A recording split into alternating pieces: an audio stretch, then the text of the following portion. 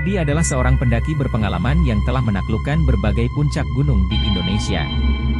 Namun, satu gunung selalu menggelitik rasa penasarannya, Gunung Kendang. Terletak di sebuah pelosok desa yang terpencil, gunung ini terkenal dengan kisah-kisah mistis dan angkernya. Pagi itu, Ardi berangkat dengan penuh semangat. Dia sudah mempersiapkan semua perlengkapan pendakian, termasuk peta dan kompas, mengingat jalur pendakian di Gunung Kendang terkenal tidak jelas dan sering menyesatkan. Saat tiba di kaki gunung, suasana sepi dan hanya ada beberapa warung kecil yang sudah tutup. Di pintu masuk jalur pendakian, Ardi bertemu dengan seorang pria tua yang mengingatkannya untuk berhati-hati. Gunung ini tidak seperti gunung lainnya, nak. Banyak yang tidak kembali, kata pria tua itu sambil menatap Ardi dengan pandangan tajam. Ardi hanya tersenyum dan mengucapkan terima kasih, merasa yakin bahwa pengalamannya sudah cukup untuk menghadapi apapun di gunung ini. Ia mulai mendaki dengan langkah mantap, menikmati kesunyian hutan yang mulai menyelimuti. Hari pertama berjalan lancar. Ardi mendirikan tenda di sebuah tanah datar dekat sungai kecil. Malam tiba dengan cepat, dan Ardi merasa sangat lelah setelah seharian mendaki. Ia segera tertidur lelap, hanya ditemani suara gemericik air dan hembusan angin. Namun, tengah malam, Ardi terbangun oleh suara langkah kaki yang mendekat. Ia membuka matanya perlahan dan melihat sosok bayangan hitam berdiri di luar tendanya. Jantungnya berdegup kencang. Dengan hati-hati, ia membuka resleting tenda sedikit dan melihat keluar. Tidak ada siapa-siapa. Ardi menenangkan dirinya, berpikir bahwa mungkin itu hanya imajinasinya karena kelelahan. Ia kembali tidur, namun perasaan was-was tetap mengganggunya. Keesokan paginya, Ardi melanjutkan pendakian. Semakin tinggi ia mendaki, semakin tebal kabut yang menyelimuti jalur. Udara menjadi lebih dingin dan lembab, menambah kesan angker di sekitarnya. Tiba-tiba, Ardi mendengar suara perempuan menangis di kejauhan. Ia berhenti dan mencoba mendengarkan dengan lebih seksama. Suara itu terdengar jelas, tetapi tidak ada tanda-tanda keberadaan orang lain di sekitarnya. Penasaran, Ardi memutuskan untuk mengikuti suara tersebut, berharap bisa menemukan seseorang yang membutuhkan bantuan. Suara tangisan itu membawanya ke sebuah gua kecil yang tersembunyi di balik semak-semak lebat. Dengan hati-hati, Ardi masuk ke dalam gua. Suasana di dalam sangat gelap dan pengap, membuat bulu kuduknya meremang. "Apakah ada orang di sini?" panggil Ardi, suaranya menggema di dalam gua. Tiba-tiba, suara tangisan itu berhenti. Kesunyian yang tiba-tiba terasa begitu mencekam. Ardi menyalakan senter dan mengarahkan cahaya ke sekeliling gua. Di sudut gua, ia melihat sosok perempuan dengan rambut panjang yang menutupi wajahnya. "Apakah kamu baik-baik saja?" tanya Ardi dengan hati-hati, mendekati sosok tersebut. Perempuan itu tidak menjawab. Perlahan, ia mengangkat wajahnya dan menatap Ardi dengan mata yang kosong dan pucat. Ardi terkejut dan mundur beberapa langkah, tetapi kakinya tersandung batu dan ia terjatuh. Saat itulah perempuan itu berdiri dan mulai berjalan ke arahnya dengan gerakan yang kaku dan menyeramkan. Ardi berusaha bangkit, tetapi rasa takut membuat tubuhnya kaku. Sosok itu semakin mendekat, dan Ardi bisa merasakan hawa dingin yang menusuk tulang. Dengan segenap kekuatan yang tersisa, Ardi berhasil bangkit dan berlari keluar dari gua.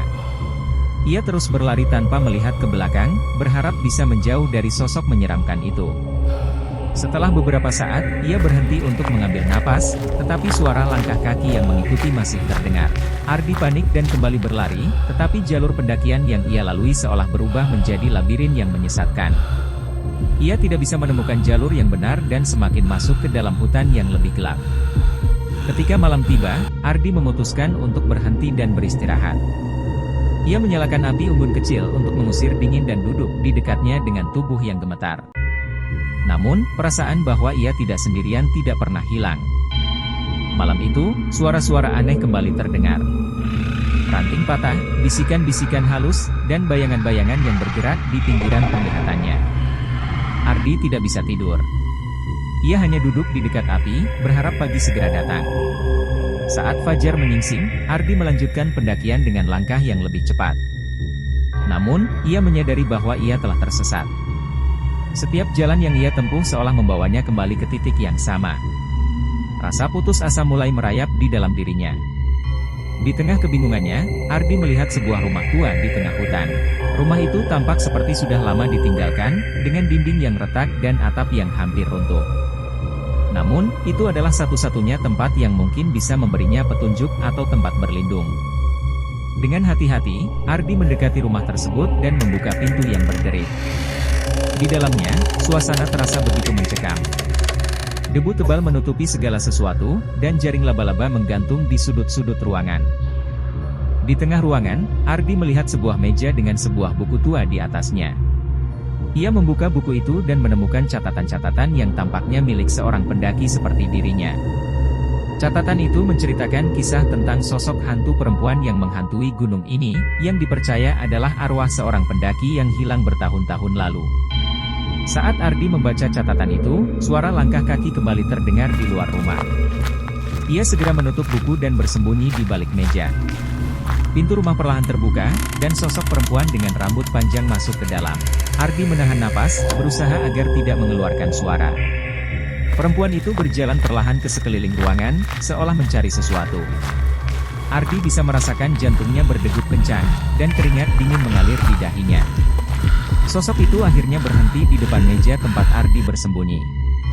Dengan gerakan tiba-tiba, perempuan itu membungkuk dan menatap langsung ke arah Ardi. Mata kosongnya membuat Ardi merasa seluruh tubuhnya kaku dan tak bisa bergerak. Namun, sebelum sosok itu bisa mendekatinya lebih jauh, Ardi mengumpulkan seluruh keberaniannya dan berlari keluar dari rumah. Ia tidak peduli lagi dengan jalur pendakian atau tujuan akhir. Yang ada di pikirannya hanyalah melarikan diri dari teror ini. Ardi terus berlari hingga hari mulai gelap kembali. Ia akhirnya menemukan sebuah tempat terbuka dan memutuskan untuk beristirahat di sana, meski rasa takut masih menghantuinya. Malam itu, suara-suara aneh kembali terdengar, tetapi Ardi sudah terlalu lelah untuk bergerak. Di tengah malam, Ardi terbangun oleh suara bisikan tepat di telinganya. Ia membuka matanya dan melihat sosok perempuan itu berdiri di sampingnya, menatapnya dengan mata yang penuh kebencian. Sebelum Ardi bisa bereaksi, sosok itu mengulurkan tangannya dan menyentuh wajah Ardi. Rasa dingin yang luar biasa merasuki tubuhnya, membuatnya sulit bernapas. Ardi berusaha berteriak, tetapi suaranya tidak keluar. Sosok itu terus mendekat, dan Ardi merasa kekuatannya menghilang. Dalam kepanikan, ia meraih sesuatu di dalam ranselnya dan menemukan pisau lipat. Dengan sekuat tenaga, Ardi mengayunkan pisau tersebut ke arah sosok itu. Sosok itu menghilang dalam sekejap, dan Ardi terjatuh, kelelahan dan gemetar. Ia tahu bahwa ia tidak bisa terus seperti ini. Ia harus menemukan jalan keluar dari gunung ini. Pagi harinya, Ardi kembali melanjutkan perjalanan, kali ini dengan lebih hati-hati. Ia berusaha mengingat jalur yang telah dilaluinya dan mencari tanda-tanda yang bisa membawanya kembali ke kaki gunung. Setelah berjam-jam berjalan tanpa henti, Ardi akhirnya melihat jalan setapak yang familiar. Dengan sisa-sisa tenaga yang dimilikinya, Ardi berjalan menuju jalan setapak itu. Langkahnya semakin cepat saat ia melihat tanda-tanda peradaban di kejauhan. Ketika ia akhirnya tiba di kaki gunung, Ardi hampir tidak percaya bahwa ia berhasil keluar hidup-hidup. Pria tua yang ditemuinya di awal pendakian menunggu di sana, seolah tahu bahwa Ardi akan kembali.